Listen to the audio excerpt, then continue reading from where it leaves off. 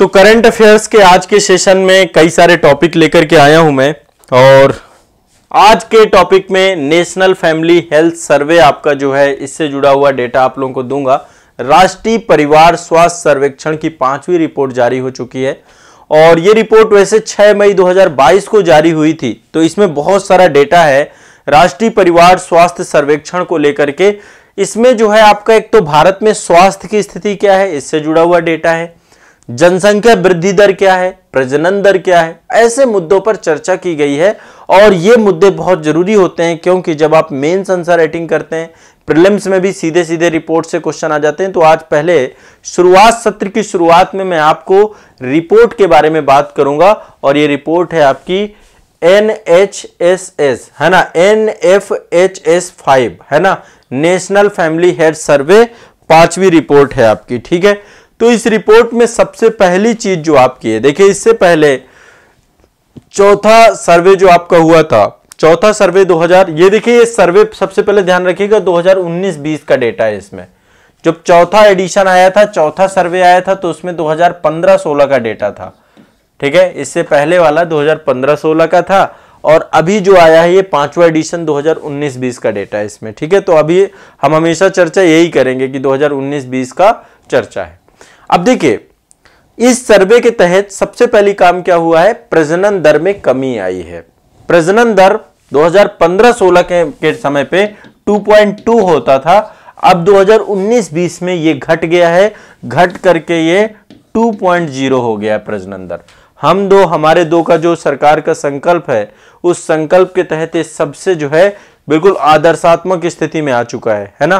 परिवार नियोजन और स्वास्थ्य के तौर तरीकों में इतना सकारात्मक बदलाव आया है कि टोटल जो है अभी भारत की प्रजनन दर जो है इस सर्वे के हिसाब से 2.0 है।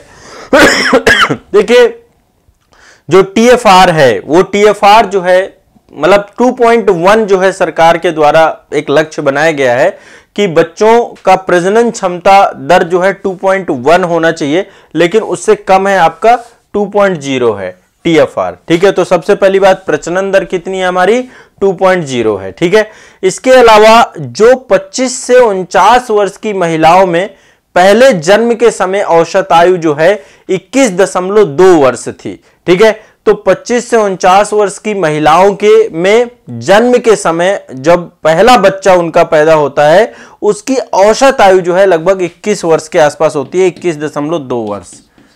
ठीक है, तो ये आपको 2-3 डेटा हैं जो आपको जानने चाहिए, हेल्थ से जुड़े हुए आपको एक एक करके पता होना चाहिए। एक चीज और इस सर्वे ने कहा कि परिवार में अब डिसीजन मेकिंग में महिलाओं की हिस्सेदारी लगातार बढ़ रही है और महिलाओं का ये बहुत सकारात्मक बात है, क्योंकि जिस तरीके से हम वुमेन एम्पावरमेंट की बात कहते हैं, वैसे भी जो है परिवार में अब धीरे धीरे फैमिली में महिलाएं जो हैं कामकाजी हो रही हैं, है ना। कामकाजी मतलब वो साथ साथ जो है अर्थव्यवस्था के भी साथ जुड़ रही हैं और ये सबसे कारगर बात है और इस कारण से उनकी डिसीजन मेकिंग क्षमता भी बढ़ रही है, परिवार में उनके निर्णयों को भी महत्व दिया जाता है।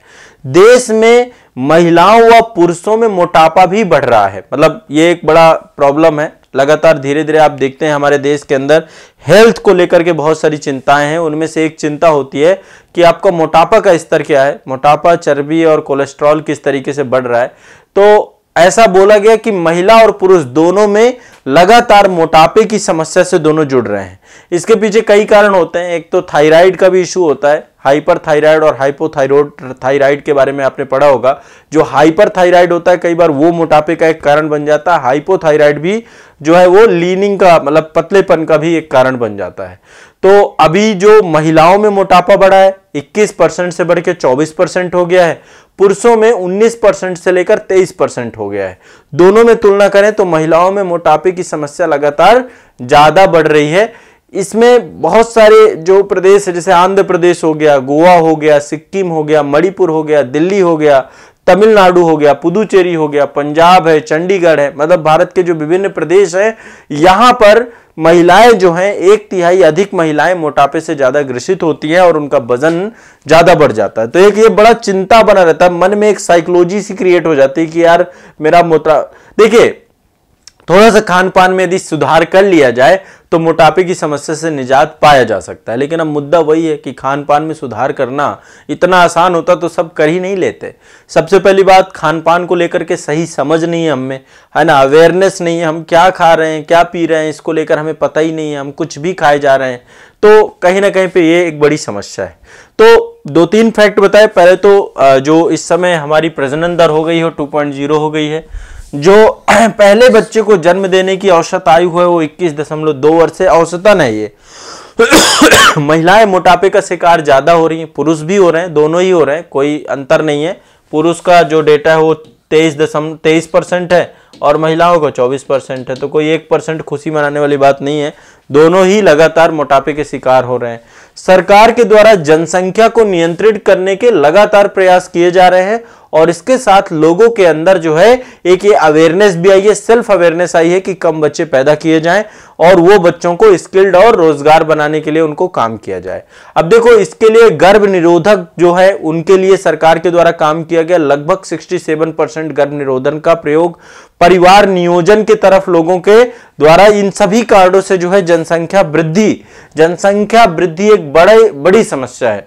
ठीक है कि बहुत तेजी से जिस तरीके से भारत की आबादी बढ़ रही है और उस कारण से अवसरों की संख्या के साथ साथ लोगों के जीवन स्तर पे भी काफी दुष्प्रभाव देखने को मिलते हैं। वो सभी स्थितियों से समाधान जनसंख्या की वृद्धि को नियंत्रित करना है। अब देखिए, देश के शीर्ष 5 राज्य जिनकी प्रजनन दर 2.1 से ऊपर है, मतलब कि देखिए मेन सरकार चाहती है कि प्रजनन दर 2.1 रहे, ठीक है, 2.1 रहे प्रजनन दर, ठीक है, ताकि भारत में युवा आबादी बनी रहे हमेशा।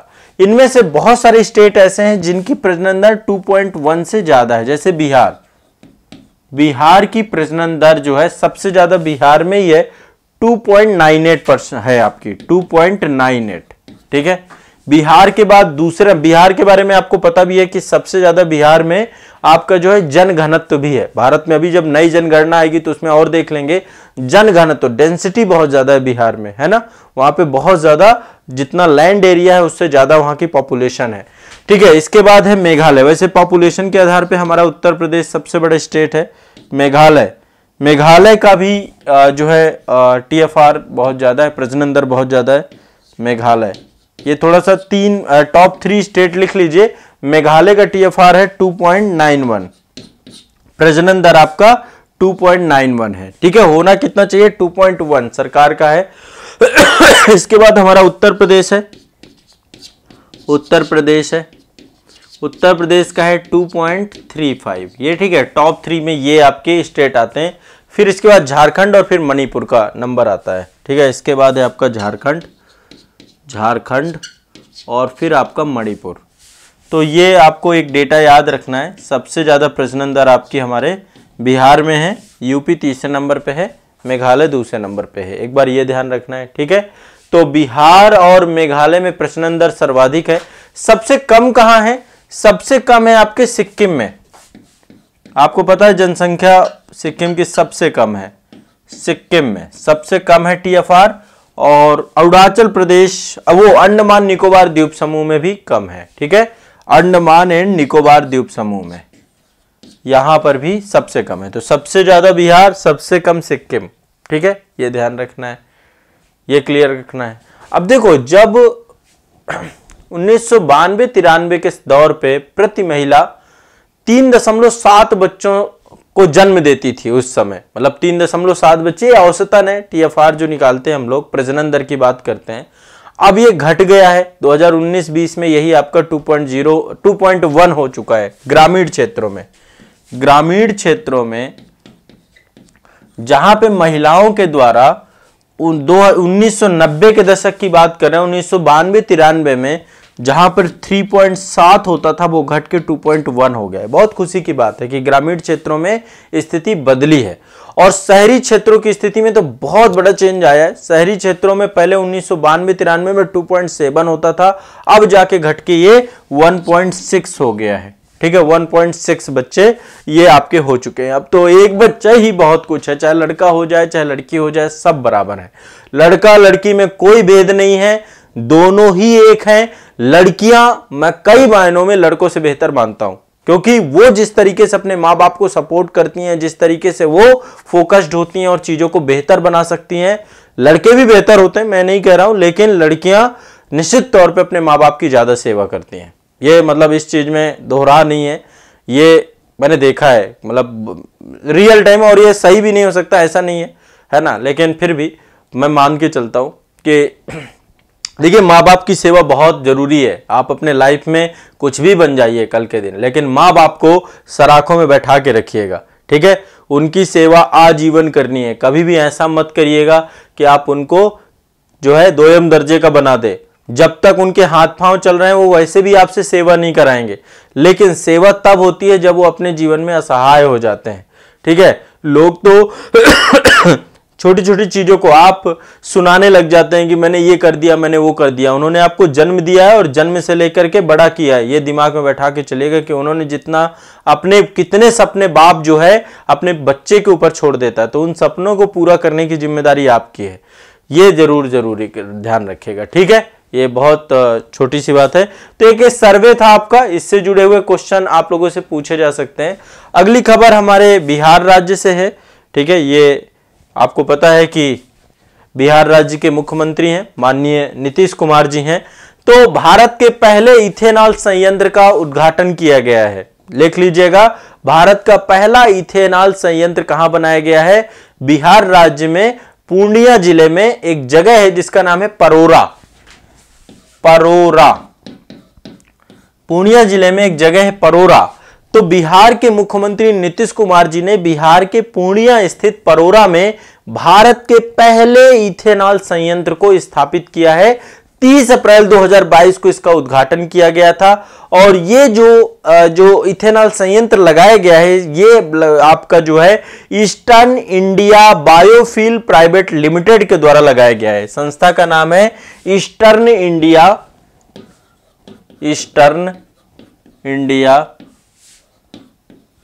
बायोफ्यूल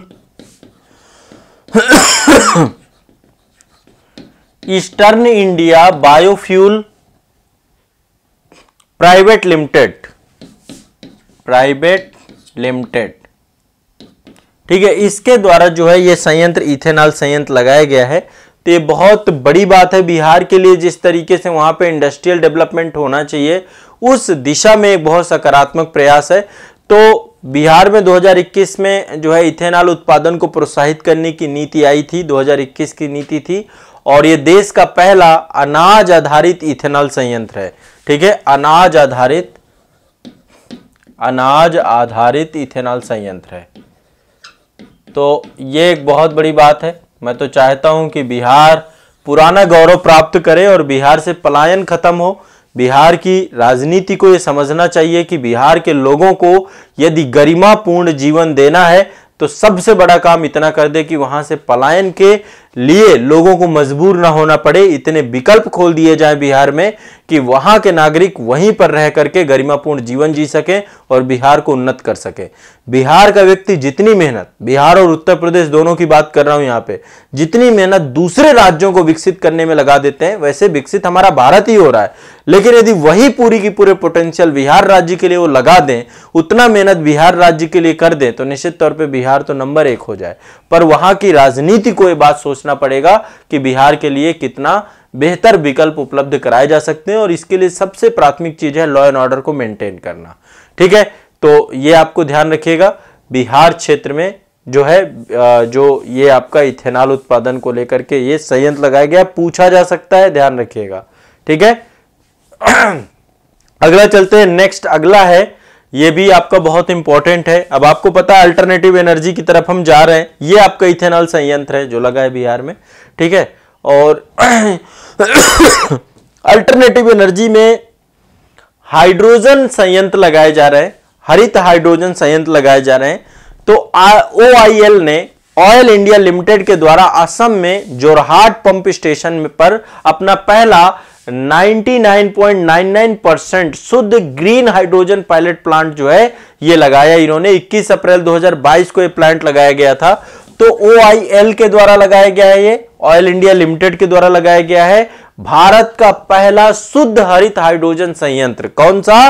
भारत का पहला शुद्ध हरित हाइड्रोजन संयंत्र लगाया गया है। ग्रीन जो आपका ये हाइड्रोजन प्लांट है, ग्रीन हाइड्रोजन, ये अभी पायलट प्रोजेक्ट के तौर पे है, 21 अप्रैल 2022 को लगाया गया है और इसमें अभी बहुत ज्यादा उत्पादन क्षमता नहीं है, 10 किलो प्रतिदिन के स्तर पे जो है यहाँ पे हाइड्रोजन का उत्पादन किया जाएगा। तो अल्टरनेट एनर्जी के तौर पे एक बहुत महत्वपूर्ण है। कहां पे लगा है? असम में जोरहाट जिले में, ध्यान रखिएगा। अभी धीरे धीरे इसकी क्षमता को बढ़ाया जाएगा, अभी 10 किलोवाट से 30 किलोवाट करेंगे और धीरे धीरे इसमें काम किया जाएगा। तो ये भी आपको एक बहुत महत्वपूर्ण करंट अफेयर्स है, इससे भी क्वेश्चन पूछेगा, ठीक है। अब नेक्स्ट आपका है, ये आपका हरित हाइड्रोजन जीरो इमिशंस है, किसी भी तरीके से ये कोई भी कार्बन इमिशन नहीं करता है और एनर्जी के एक अल्टरनेटिव सोर्स के तौर पे है, ठीक है। चलिए अगला चलते हैं नेक्स्ट। ये आप देख रहे हैं हमारा उत्तर प्रदेश का बनारस है और ये आप देख रहे हैं नॉर्थ ईस्ट में हमारा असम है। तो बनारस से लेकर के असम तक, असम में एक जगह है डिब्रूगढ़, है ना, बहुत बड़ा शहर है वहां का। बनारस से लेकर असम तक दुनिया का सबसे लंबी नदी क्रूज सेवा बनाई गई है, इसका उद्घाटन हो चुका है। ये बनारस से पटना, पटना से कोलकाता, कोलकाता से बांग्लादेश और बांग्लादेश से असम को जोड़ेगी ये क्रूज सेवा। तो गंगा विलास क्रूज रूट जो है ये आपका आप देख पा रहे होंगे। तो बनारसी और असम के बीच में डिब्रूगढ़ तक दुनिया की सबसे लंबी क्रूज सेवा डेवलप की गई है। ये आपको पता है कि हमारे देश में आंतरिक जल परिवहन को लेकर के काम किया जा रहा है। केंद्र सरकार के द्वारा जल मार्ग पर्यटन को बढ़ावा देने के लिए जनवरी 2023 में उत्तर प्रदेश के वाराणसी और असम के डिब्रूगढ़ में एक जगह है जिसका नाम है बोगीबील, है ना, बोगीबील तक है आपका ये बोगीबील, बोगीबील, ठीक है। बोगीबील के बीच दुनिया की सबसे लंबी नदी क्रूज सेवा शुरू करने का प्रस्ताव रखा गया है, ठीक है। तो ये एक बहुत इंपॉर्टेंट है, ध्यान रखिएगा। और ये सेवा जो है आपकी स्टार्ट होने वाली है, स्टार्ट हो चुकी है एक तरीके से, और इसके माध्यम से केवल 52 दिनों में 52 डेज में हम बनारस से असम जा पाएंगे, ठीक है। तो विभिन्न शहरों को जोड़ेगी, वैसे इसकी संख्या मतलब थोड़ा सा लंबा सफर होगा, लेकिन इसके बावजूद भी एक आंतरिक जल परिवहन की दिशा में टूरिज्म के तौर पे, वाटर टूरिज्म के तौर पे एक बड़ा क्रांतिकारी कदम होगा और ट्रांसपोर्टेशन के क्षेत्र में भी एक बड़ा क्रांतिकारी कदम होगा, ठीक है।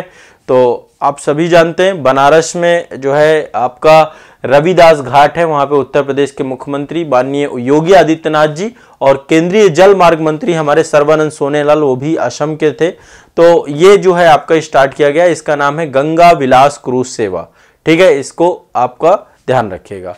और ये आपका बांग्लादेश से होकर के जाएगा, तो अंतरराष्ट्रीय स्तर के तौर पे ये पूरा का पूरा जोड़ेगा। लगभग ये 50 से अधिक पर्यटक स्थलों को जोड़ेगा। कितने? 50 से अधिक पर्यटक स्थल इसमें जुड़ जाएंगे, 50 से अधिक पर्यटक स्थलों को जोड़ेगा।